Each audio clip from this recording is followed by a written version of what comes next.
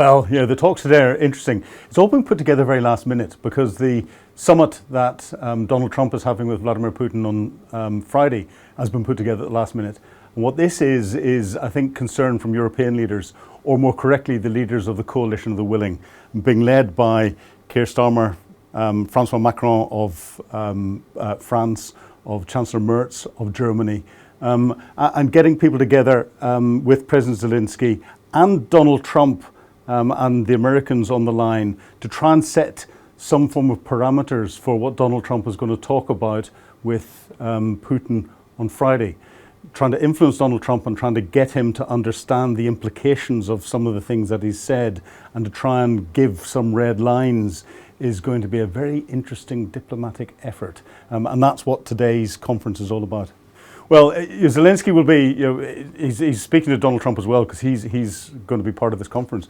But with European leaders, Zelensky will be using the European leaders to try and be as robust as possible with Donald Trump so that Zelensky can come out as conciliatory, as pro-Donald Trump, as positive as he can, given the implications of what happened in that ambush in the Oval Office that happened earlier this year. So Zelensky won't want to be confrontational with Trump, but he will want European leaders to stand up for Ukraine and be that controversial element behind closed doors. All of this is going to happen as much as possible behind closed doors to try and influence Trump in the right way. Zelensky has made some very clear statements in the run-up to this. He has turned around and said that the exchange of territory is non-negotiable. It's not going to happen. He's not going to give the Donbass across. So he has made that clear statement, and that's after Donald Trump has talked about territorial swaps. So there is the potential for a little bit of conflict here. However, if we go back to when President Zelensky was putting his plan for peace together that he presented to Donald Trump before Donald Trump was inaugurated, in that plan for peace, President Zelensky recognized that he could not take the territories that Russia had captured back by force. And his line was not to make a final decision on them, but to have some form of peace arrangement that didn't force Russia to immediately move out of the territory. That would be dealt with at some stage in the future through diplomatic and political means, whereas they bring an end to the conflict in other ways. And that's a similar sort of solution to we had during the Cold War with East Germany and West Germany, between the old Soviet Union and the West, and is similar in a way to what's happened and is still ongoing between North Korea and South Korea. It means that there's not necessarily an end state that is good for everyone at the moment, but it could bring an end to the fighting. Donald Trump seems to have ignored that and forgotten that, and is going for what Putin is pushing, which is a recognition of the land being Russian. Now, Russian spokespeople have come out in the last 24 hours and said that, of course, we've brought these new territories, and this includes the bits that Russia has not captured, into the Russian constitution. So they're formally part of Russia, and therefore that's non-negotiable. We've got two horns of a dilemma here, and there's no clear path to bring them together. Yeah, I think if there is something that comes out of this, and if is probably the biggest word in the English language here, because I don't expect there will be anything significant that'll come out of it unless Donald Trump goes completely rogue. If we eventually get down the line of peace, I think there will be something that sort of freezes the front lines at a point and parks that to be dealt with diplomatically in the future. So within that, potentially, rather than Hong Kong, I think the Korean Peninsula is a better model, where you get a demilitarized zone, and that demilitarized zone will take part of Ukraine and part of potentially Russia, where Russian forces could intervene into the disputed areas in Ukraine. They're only disputed with the Russians, they're not disputed by anyone else. And that demilitarized zone, then the decision would have to be whether an international force goes in and polices it, or it is just a physical zone that's drawn on a map and it is monitored remotely. There's an awful lot of different ways of skinning this particular cat, and we haven't got into the detail of it yet. Russia and Ukraine are not on the same sheet of paper. So there isn't a common understanding as to how we can even get close to decision making. If Donald Trump tries to force them onto it, that's not going to work.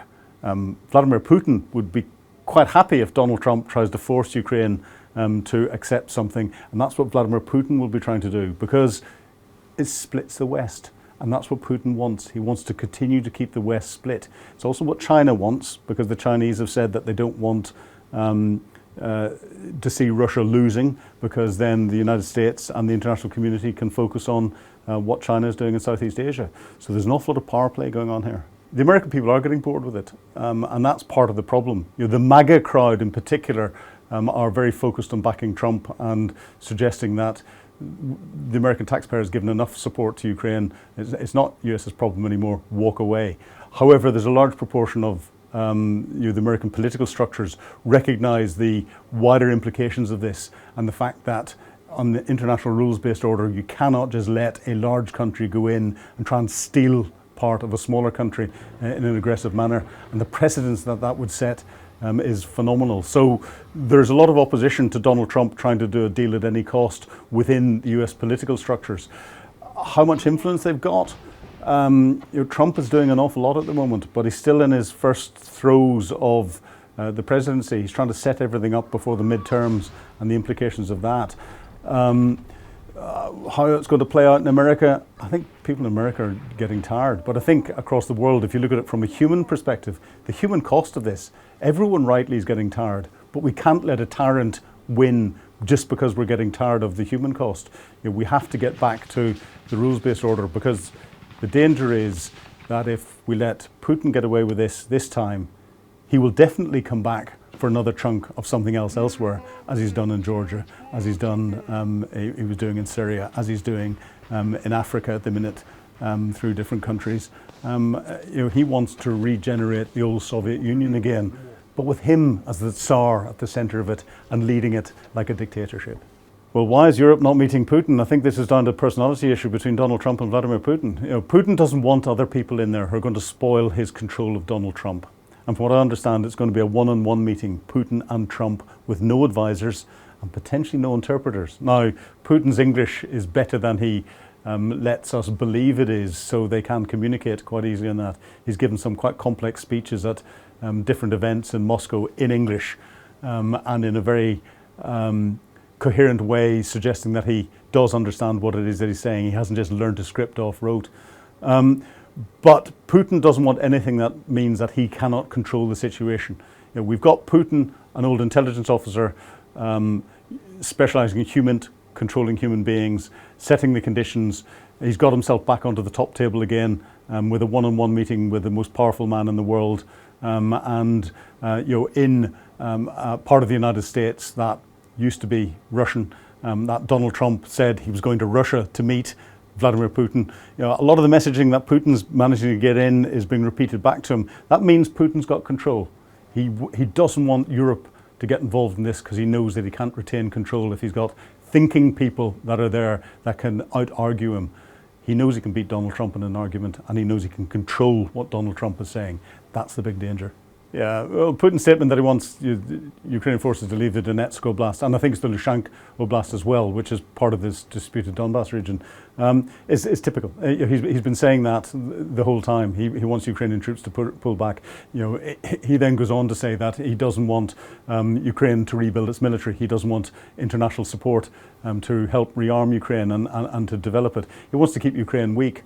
He may not, if he gets some form of settlement here and there is some form of peace, he may decide that the next thing he's going to come in and deal with is not necessarily Ukraine territorially, but he might want to come into Transnistria, which is a Russian-occupied disputed region of Moldova, which is just slightly further west. Now, to do that, he'd have to come in through Ukraine. He was trying to get a land bridge to do that, but that would be his next step. Or he might go back to Georgia, or he might go to do one of the other stands and just delay things for a little bit until European leaders and US leaders have changed, and he will then come back in again to try and retake Ukraine.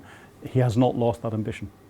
Do I think there's going to be any progress out of the meeting? No, because Vladimir Putin thinks he's winning in the ground. Vladimir Putin doesn't want to negotiate. He wants to impose a winning solution where he can stop the fighting.